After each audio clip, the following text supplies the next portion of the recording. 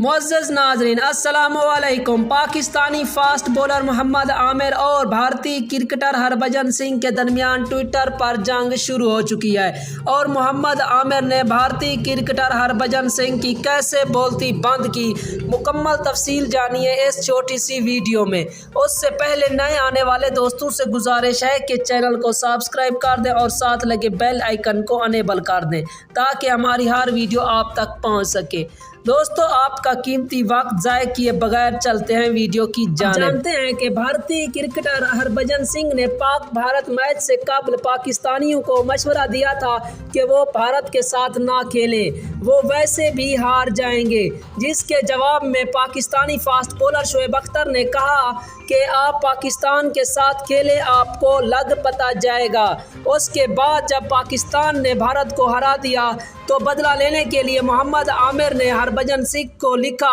کہ اس نے اب ٹی وی تو نہیں توڑا